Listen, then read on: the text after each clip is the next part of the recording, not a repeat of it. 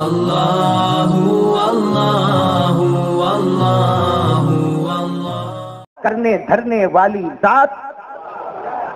بس پہلا کام یہی کرنا ہے، ہمارا دل اندر سے بولے جو ہوا اللہ کی طرف سے ہوا، جو ہوتا ہے اللہ کی طرف سے ہوتا ہے، آئندہ جو ہوگا وہ اللہ کی طرف سے ہوگا. میرے پیارو، اللہ کی قسم، سب کچھ کرنے دھرنے والا کون؟ اچھا یہ بتاؤ، یہ ہم جو بیٹھے ہیں یہ بٹھانے والا کون؟ اللہ. میرے کو بولنے کی طاقت دینے والا کون؟ اللہ. آپ کو سننے کی طاقت دینے والا کون؟ اللہ. ارے میرے پیارو، اللہ کی قسم، جو اللہ کا بنتا ہے، ساتھ میں بولو نا، جو اللہ بھی اس کا بن جاتا ہے. آج ہمارا اللہ نہیں بنا کیونکہ ہم اللہ کی وجہ سے. ہماری حالت دیکھو، ہم کس کے ہو گئے؟ ہم کسی اور کے ہو گئے. اللہ نے بھی ہم کو غیروں کے حوالے کر دیا. ہمارا حال اتنا گرا کہ آج ہمارا حال ایک ٹیشو پیپر جیسا ہو گیا. جس کو چاہا اس نے استعمال کیا، اس کے بعد کل کے ڈبے میں پھینک دیا. کیوں ایسا ہوا؟ اس لیے ہوا کہ ہم نے جو کلمہ پڑھا تھا وہ کلمے کے تقاضے کو چھوڑ دیا. آج بھی اللہ کی قسم، ایک اللہ کی ماننے پر آ جاؤ، دنیا کی کوئی طاقت ہمیں آنکھ اٹھا کر بھی نہیں دیکھ سکتی. لیکن شرط اور کنڈیشن یہ ہے، ہم اللہ کے بنے. من کان للہ کان اللہ لہ. ہمارے نبی نے فرمایا تو اللہ کا بن جا، اللہ تیرا بن جائے گا. ہمارے نبی نے فرمایا اسما یسما لک. ہمارے نبی نے کہا تو اللہ کی سننے والے بن جا، نبی کی باتوں پہ عمل کرنے والا بن جا، اللہ بھی تیری دعائیں سننے والا بن جائے گا. آج معلوم ہے میرے کو، آپ کو دیکھیے ایک واقعہ سنانا ہے. سناؤں میں واقعہ سناؤں؟ یہ واقعے کے بعد اتنا کھل کے ہمارے سامنے آ جائے گا کہ کرنے دھرنے والا کون ہے؟ اللہ. آپ کو معلوم ہے ایک میدان، احد میدان، معلوم ہے آپ کو؟ بھائی اسلام کے اندر جو غزوہ ہوا اس میں غزوہ احد، بولو غزوہ. آپ کو معلوم ہے سب احد میدان میں گئے. ارے بولو نا، صحابہ احد میدان میں 70 صحابہ شہید ہو گئے. ارے بولو 70 صحابہ. لیکن ہمارے نبی نے جب سب کو میدان میں جمع کیا تو تشکیل کی. تشکیل سمجھتے ہو؟ ارے تشکیل سمجھتے ہو نا؟ سب کا ذہن بنایا. احد میدان میں آنا ہمارے نبی نے کیسے بنایا؟ کتنے پیار سے ہمارے نبی نے تشکیل کی. ہمارے نبی نے فرمایا وَسَارِعُوا إِلَى مَغْفِرَةٍ مِّن رَّبِّكُمْ وَجَنَّةٍ عَرْضُهَا السَّمَاوَاتُ وَالْأَرْضُ أُعِدَّتْ لِلْمُتَّقِينَ. ہمارے آقا تاجدار مدینہ، بولو نا محمد رسول اللہ صلی اللہ علیہ وسلم نے فرمایا، اللہ نے قرآن پاک کی آیت بنا دیا. ہمارے نبی نے فرمایا آ جاؤ میرے صحابہ، آ جاؤ احد میدان میں آ جاؤ. جو احد میدان میں آئے گا اللہ معاف کرے گا اور اللہ اسے بہت بڑی جنت عطا کرے گا. بولو سبحان اللہ. آپ کو معلوم ہے احد میدان میں کتنے صحابہ شہید ہو گئے؟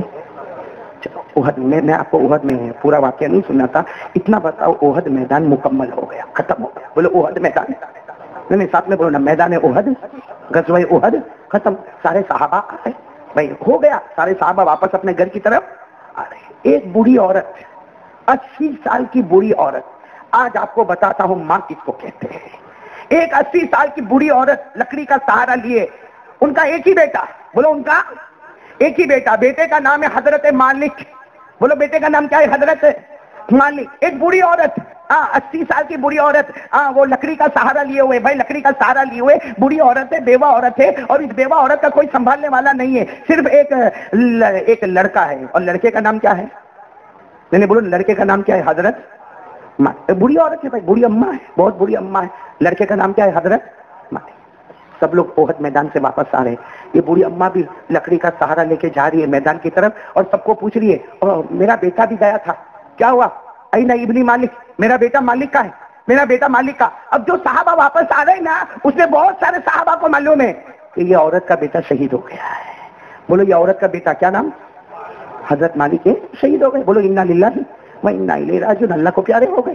بہت سو کو معلوم ہے کہ ان کا لیکن یہ بوڑھی عورت بیچاری، بال بکھرے ہوئے، کپڑا دوپٹہ اوڑھی ہوئی، کپڑے پھٹے ہوئے، لکڑی کا سہارا لے کے دھیرے دھیرے چلتی ہے اور ہر ایک کو پوچھتی ہے میرا دنیا میں کوئی نہیں، میرے شوہر تو بہت پہلے انتقال کر گئے، میں تو بیوہ عورت ہوں، میرا پال پوس کرنے والا میرا ایک بیٹا ہے، میرا بیٹا مالک ہے. وہ یہاں میدان میں آیا ہے، وہ کہیں نظر نہیں آتا. وہ ایک ایک کو پوچھے اے میرا بیٹا کہاں، میرا بیٹا کہاں. اب سب لوگ سمجھ گئے بھائی، بہت سو کو معلوم ہے کہ ان کا بیٹا تو شہید ہو گیا. لیکن بوڑھی اماں کو اگر ہم بولیں گے کہ تیرا بیٹا شہید ہو گیا، بوڑھی اماں کو جھٹکا झटका लगा, नहीं बूढ़ी अम्मा कहीं मर गई तो हम क्या करेंगे, इसे कोई जवाब न देवे। सब ये बोले हाँ देखो देखो आता होगा, देखो देखो आता होगा। ये बूढ़ी अम्मा बेचारी परेशान एक दीवार का सहारा लेके खड़ी हो गई और जोर से कहने लगी, अरे कोई तो बताओ, ये सारे लोग आते हैं, मेरा बेटा जवान है और मैं बूढ़ी माँ अकेले बेटे के भरोसे रहती हूँ, मेरा एक ही बेटा अकलौता बेटा है, कहाँ है मेरा बेटा। तो किसी ने कहा हमको मत पूछ, अल्लाह के रसूल आ रहे हैं।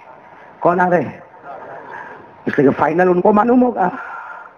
वो बुढ़ी अम्मा देखा, हाँ देखा अल्लाह के रसूल, अरे बोलो ना सुभान अल्लाह सल्लल्लाहु अलैहि वसल्लम। बुढ़ी अम्मा लकड़ी का सहारा लेके धीरे धीरे गई, जाकर अस्सलाम वालेकुम मेरे प्यारे नबी, मेरा बेटा नजर नहीं आता, मेरा एक ही अकलौता बेटा, आपको तो मालूम है गया था आपके साथ, वो नजर नहीं आता कहाँ है।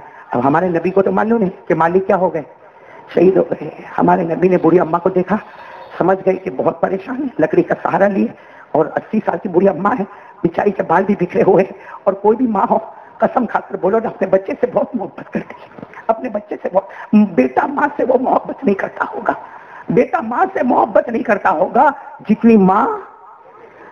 यही वजह है, माँ हॉस्पिटल में होए ना, माँ हॉस्पिटल में होए ना और बेटा बाहर खड़ा है, कोई भी आएगा जाएगा ना, माँ वेंटिलेटर पे आखिरी सांस ले रही है, कोई भी बेटे को मिलने आता ना, तेरी अम्मा का क्या हुआ, बस वो वेंटिलेटर पे है, दुआ करो आसानी से अल्लाह रूह निकाल ले, आसानी से अल्लाह रूह।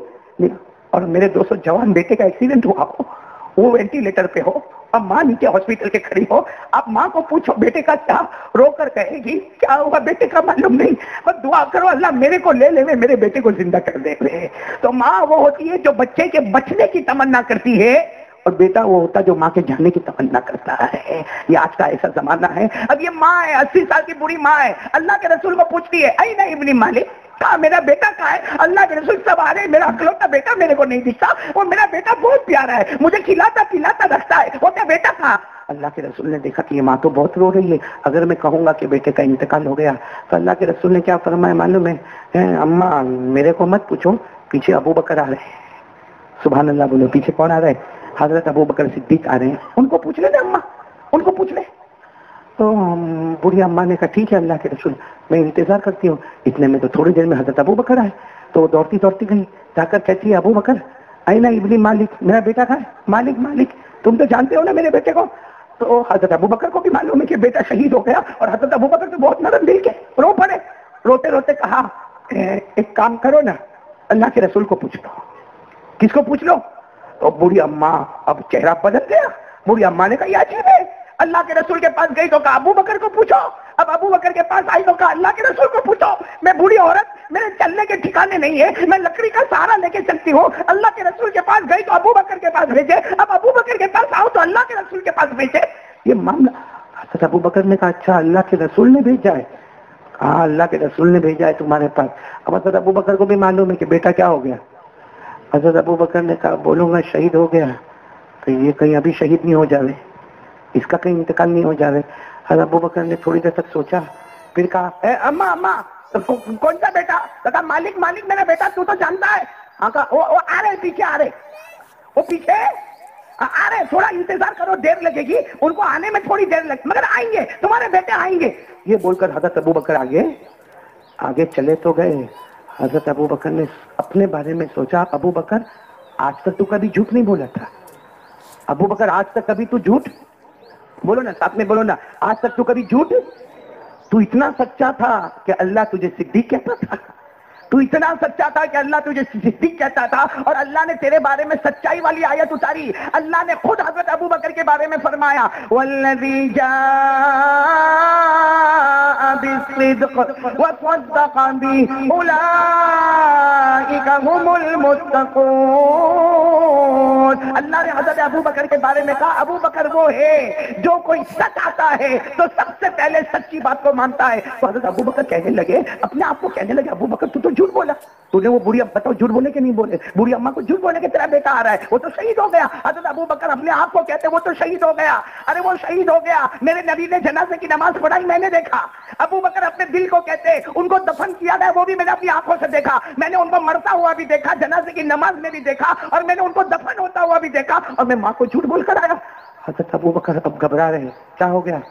मैंने झूठ बोला। हज़रत अबू बकर सीधे मस्जिद में, अरे बोलो कहाँ गए? सीधे سارے لوگ ادھر ادھر جمع تھے. حضرت ابوبکر نے کسی کو نہیں دیکھا, وضو کیا اور سیدھے مسجد میں گئے, 2 رکعت نماز پڑھی اور سجدے میں گئے, اور سجدے میں جا کے اتنا روئے اتنا روئے اتنا روئے, وہ رونا بھی کیسا رونا ہوگا, سجدے میں روتے گئے یہاں تک کہ آپ کے آنسو کے قطرے چٹائی پر ٹپ ٹپ ٹپکتے گئے اور کہتے گئے اللہ میں نے زندگی میں کبھی جھوٹ نہیں بولا, اللہ میں زندگی میں کبھی جھوٹ نہیں بولا. آج وہ بوڑھی ماں کو دیکھ کر میں نے جھوٹ بولا, اللہ میرے کو معاف کر دے, اللہ میرے کو معاف کر دے. قیامت میں وہ عورت مجھے پوچھے گی ابو بکر تو نے بوڑھی عورت کو جھوٹ کیوں بولا تھا.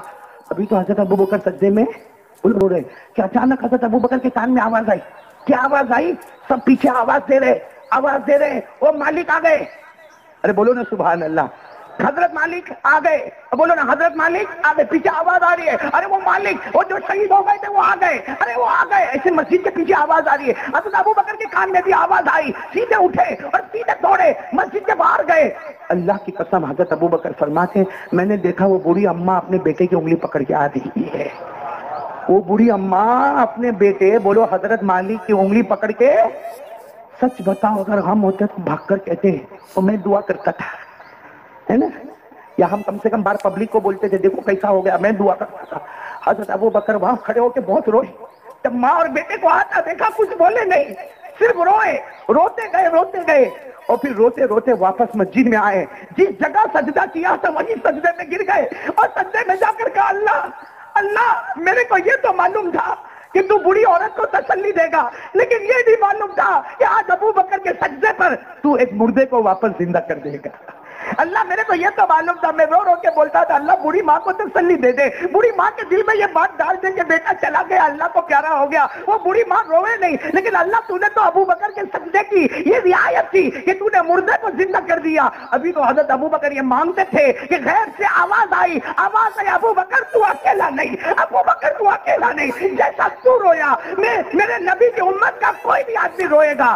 آج بھی وہ اللہ ہے جو ناممکن کو ممکن بنا دے گا. آج رونے والا کون ہے؟ حالات پہ حالات آ رہے ہیں.